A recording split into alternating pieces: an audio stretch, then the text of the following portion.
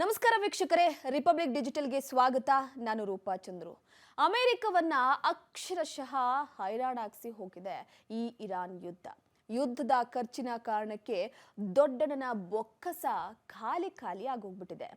ಯುದ್ಧಕ್ಕೆ ನೀರಿನಂತೆ ಹಣವನ್ನ ಖರ್ಚು ಮಾಡ್ತಾ ಇದೆ ಅಮೆರಿಕ. ಆದ್ರೂ ಕೂಡ ಅಮೆರಿಕದಲ್ಲಿ ಈ ಪೆಟ್ರೋಲ್, ಡೀಸೆಲ್, LPG ಚಿಂತೆ ಮಾತ್ರ ಇಲ್ಲ. ಅಮೆರಿಕದಲ್ಲಿ 1 ಗ್ಯಾಲನ್ ಪೆಟ್ರೋಲ್ಗೆ 367 ರೂಪಾಯಿ. 1 ಗ್ಯಾಲನ್ ಪೆಟ್ರೋಲ್ ಅಂದ್ರೆ 3 ಲೀಟರ್ ಪೆಟ್ರೋಲ್. ಅಂದ್ರೆ ಅಮೆರಿಕದಲ್ಲಿ ಲೀಟರ್ ಪೆಟ್ರೋಲ್ಗೆ 97 ರೂಪಾಯಿ ಅಷ್ಟೇ. ಅಮೆರಿಕದಲ್ಲಿ ಪೆಟ್ರೋಲ್ಗಿಂತ ಡೀಸೆಲ್ ಬೆಲೆಯೇ ಹೆಚ್ಚಾಗಿದೆ. 1 ಗ್ಯಾಲನ್ ಡೀಸೆಲ್ಗೆ 5 ರಿಂದ 5.16 ಡಾಲರ್ ಅನ್ನ ಕೊಡಬೇಕಾಗಿದೆ ಈಗ. ಅಂದ್ರೆ ಅಮೆರಿಕದಲ್ಲಿ ಲೀಟರ್ ಡೀಸೆಲ್ ಬೆಲೆ 115 ರೂಪಾಯಿಂದ 120 ರೂಪಾಯಿ. ಎಂತಹದ್ದೇ ಯುದ್ಧ ನಡೆದ್ರೂ ಕೂಡ ಅಮೆರಿಕಾಗೆ ಗ್ಯಾಸ್ ಸಮಸ್ಯೆ ಅಂತೂ ಆಗಲ್ಲ. ಯಾಕಾಗಲ್ಲ?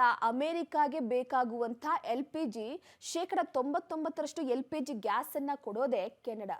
ಸೊ LNGಯ ಟ್ರಿನಿಡಾಡ್ ಆ್ಯಂಡ್ ಟೊಬ್ಯಾಗೊ 88%, ಹಾಗೆ ಕೆನಡಾಗೆ 13%, ಜಮೈಕದಿಂದ 8% LNG ಬರುತ್ತೆ.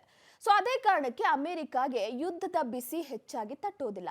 ಜಗತ್ತಿಗೆ ಕೊಳ್ಳಿ ಇಟ್ಟು ಆರಾಮಾಗಿ ಈಗ ವಿಶ್ವದ ದೊಡ್ಡಣ್ಣ ಕುಳಿತಿರುವಂಥದ್ದು. ಅಕ್ಕಪಕ್ಕದ ರಾಷ್ಟ್ರಗಳಲ್ಲಿ ಹಾಹಾಕಾರ ಶುರುವಾಗ್ತಾ ಇದೆ.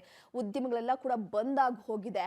ಎಲ್ಲಪ್ಪ ಗ್ಯಾಸ್ ಸಿಗ್ತಾ ಇಲ್ಲ, ಮತ್ತೆ ಪೆಟ್ರೋಲ್ ಡೀಸೆಲ್ ಬೆಲೆ ಕೂಡ ಏರಿಕೆ ಆಗ್ತಾ ಇದೆ. ಮುಂದೆ ಗತಿ ಏನು ಅನ್ನುವಂತಹ ವಿಚಾರವಾಗಿ ಜನ ತಲೆ ಕೆಡಿಸ್ಕೊಂಡು ಕೂತಿದ್ದಾರೆ. ಇಂತಹ ಸಂದರ್ಭದಲ್ಲಿ ಅಮೆರಿಕದ ದೊಡ್ಡಣ್ಣ ಇದ್ರ ಬಗ್ಗೆ ಚಿಂತೆ ಮಾಡುವಂತಹ ಅವಶ್ಯಕತೆನೇ ಇಲ್ಲ. ಸೊ ಇನ್ನ ಇರಾನ್ ಜೊತೆಗಿನ ಯುದ್ಧದಿಂದ ಇಸ್ರೇಲ್ ಆರ್ಥಿಕತೆಗೆ ಏಟು ಬೀಳುತ್ತೆ. ಯಾವ ರೀತಿ? ಇಸ್ರೇಲ್ನಲ್ಲಿ 14.2 kg ಸಿಲಿಂಡರ್ ಬೆಲೆ 1689 ರೂಪಾಯಿ ಆಗಿದೆ. ಇಸ್ರೇಲ್ನಲ್ಲಿ ಅತ್ಯಂತ ದುಬಾರಿ ಬೆಲೆಗೆ ಈಗ ಸಿಗ್ತಾ ಇರುವಂತದ್ದು ಪೆಟ್ರೋಲು. ಯಾವ ರೀತಿ? ಎಷ್ಟು ಲೀಟರ್ಗೆ ಎಷ್ಟು ಸಿಗ್ತಾ ಇದೆ ನೋಡಿ. ಇಸ್ರೇಲ್ನಲ್ಲಿ ಲೀಟರ್ ಪೆಟ್ರೋಲ್ಗೆ ಬರೋಬ್ಬರಿ 221 ರೂಪಾಯಿ ಮಾಡಲಾಗಿದೆ. ಪೆಟ್ರೋಲ್ಗೆ ಹೋಲಿಸಿದ್ರೆ ಇಸ್ರೇಲ್ನಲ್ಲಿ ಡೀಸೆಲ್ ಬೆಲೆ ತುಸು ಕಮ್ಮಿನೇ ಇದೆ. ಈ ಇಸ್ರೇಲ್ನಲ್ಲಿ ಲೀಟರ್ ಡೀಸೆಲ್ ಬೆಲೆ ಬರೋಬ್ಬರಿ 209 ರೂಪಾಯಿ. ಅದೇ ಕಾರಣಕ್ಕೆ ಇಸ್ರೇಲ್ನಲ್ಲಿ ಪ್ರಯಾಣ ಸಿಕ್ಕಾಪಟ್ಟೆ ದುಬಾರಿಯಾಗಿದೆ. ವಿಶ್ವದಲ್ಲೇ ಬದುಕೋದಕ್ಕೆ ಅತ್ಯಂತ ದುಬಾರಿಯಾಗಿ ಹೋಗಿದೆ ಈ ನಗರ. ಇನ್ನ ಟೆಲ್ ಅವೀವ್, ಸಿಂಗಾಪುರ, ನ್ಯೂಯಾರ್ಕ್ ಬಿಟ್ರೆ ಟೆಲ್ ಅವೀವ್ ಅತಿ ದುಬಾರಿ ಆಗಿರುವಂಥದ್ದು. ಇಸ್ರೇಲ್ನಲ್ಲಿ 1 ಲೀಟರ್ ಹಾಲಿನ ಬೆಲೆ ಹತ್ತತ್ರ 200 ರೂಪಾಯಿ ಅಂತ ಹೇಳಲಾಗ್ತಿದೆ. ಸೊ ಇಸ್ರೇಲ್ನಲ್ಲಿ 1 kg ಅಕ್ಕಿ ಬೆಲೆ ಹೆಚ್ಚು ಕಡಿಮೆ ಅಂದ್ರೆ 270 ರೂಪಾಯಿ. ಇನ್ನು ಇಸ್ರೇಲ್ನಲ್ಲಿ 12 ಮೊಟ್ಟೆಯ ಬೆಲೆ 427 ರೂಪಾಯಿ ಆಗೋಗಿದೆ. ಯುದ್ಧದ ವಿಚಾರವಾಗಿ ನೋಡ್ತಾ ಹೋಗೋದಾದ್ರೆ ಅಮೆರಿಕ, ಇಸ್ರೇಲ್ ಜಂಟಿಯಾಗಿ ಇರಾನ್ ಮೇಲೆ ಯುದ್ಧವನ್ನ ನಡೆಸ್ತಾ ಇದೆ. ಇಂತಹ ಸಂದರ್ಭದಲ್ಲಿ ದೊಡ್ಡ ಆರ್ಥಿಕ ಹೊಡೆತ, ವಿಶ್ವದ ದೊಡ್ಡಣ್ಣ, ಅತಿ ಶ್ರೀಮಂತ ರಾಷ್ಟ್ರ ಅಂತ ಅನಿಸ್ಕೊಂಡಿರುವಂತ ಅಮೆರಿಕ ಏನ್ ಕಮ್ಮಿ ಆಗಿಲ್ಲ ಇದರಲ್ಲಿ. ಅದ್ರ ಜೊತೆಗೆ ಇಸ್ರೇಲ್ ಕೂಡ ಅತಿ ದೊಡ್ಡ ಮಟ್ಟದಲ್ಲೇ ಆರ್ಥಿಕ ಹೊಡೆತವನ್ನ ಅನುಭವಿಸ್ತಾ ಇರುವಂತದ್ದು. ಹಾಗಾಗಿ ಪ್ರತಿ ಕೆಜಿ ಅಕ್ಕಿ ಆಗಿರ್ಬೋದು, ಪ್ರತಿ ಲೀಟರ್ ಪೆಟ್ರೋಲ್ ಆಗಿರ್ಬೋದು, ಎಲ್ಲದರ ಬೆಲೆ ಕೂಡ ಏರಿಕೆ ಆಗ್ತಾ ಹೋಗ್ತಿದೆ. ಜನಸಾಮಾನ್ಯರು ಪರದಾಡುವಂತ ಪರಿಸ್ಥಿತಿ ನಿರ್ಮಾಣವಾಗಿದೆ. ಇನ್ನು ಅಮೆರಿಕದ ನಿರ್ಬಂಧಗಳಿಗಿಂತ ಅಕ್ಷರಶಃ ನಲುಗು ಹೋಗ್ಬಿಟ್ಟಿದೆ ಇರಾನ್. ಯಾವ ರೀತಿ ನಲುಗು ಹೋಗಿದೆ? ಅಕ್ಷರಶಃ ಪಾತಾಳವನ್ನ ಕಂಡು ಹೋಗಿರುವಂತದ್ದು ಇರಾನ್ ಕರೆನ್ಸಿ ರಿಯಾಲ್. ಸೊ ಭಾರತದ 1 ರೂಪಾಯಿ ಇರಾನಿನ 14,029 ರಿಯಾಲ್ಗೆ ಸಮ ಆಗಿದೆ. ಯುದ್ಧ ಪೀಡಿತ ಇರಾನ್ ಎಷ್ಟೊಂದು ಸ್ಟ್ರಾಂಗ್ ಆಗಿದೆ ಗೊತ್ತಾ ಅನ್ನೋದು ನೋಡೋದಾದ್ರೆ, ಇರಾನ್ನಲ್ಲಿ ನೀರಿಗಿಂತ ಕಡಿಮೆ ಬೆಲೆಗೆ ಅಲ್ಲಿ ಪೆಟ್ರೋಲ್ ಸಿಗ್ತಾ ಹೋಗುತ್ತೆ. ಇರಾನ್ನಲ್ಲಿ 1 ಲೀಟರ್ ನೀರಿನ ಬೆಲೆ 23 ರೂಪಾಯಿ ಇದೆ. ಇರಾನ್ನಲ್ಲಿ 1 ರೂಪಾಯಿಗೆ 7 ಪೈಸೆಗೆ 1 ಲೀಟರ್ ಪೆಟ್ರೋಲ್ ಸಿಗುತ್ತೆ. ಒಂದು ವೇಳೆ ಡೀಸೆಲ್ ಬೆಲೆ ಕೇಳಿದ್ರೆ ನೀವು ಬೆಚ್ಚು ಬೀಳ್ತೀರಾ. ಕೇವಲ 21 ಪೈಸೆಗೆ ಇರಾನ್ನಲ್ಲಿ 1 ಲೀಟರ್ ಡೀಸೆಲ್ ಸಿಗ್ತಾ ಹೋಗುತ್ತೆ. ಇದೇ ಕಾರಣಕ್ಕೆ ಇರಾನ್ನಲ್ಲಿ ಜೀವಿಸೋದಕ್ಕೆ ಹೆಚ್ಚು ಹಣ ಬೇಡ ಅನ್ನುವಂಥದ್ದು. ಯುದ್ಧ ನಡೀತಾ ಇದ್ರು ಕೂಡ ಹಣದುಬ್ಬರದ ಬಿಸಿ ಅದಕ್ಕೆ ತಟ್ಟಿಲ್ಲ.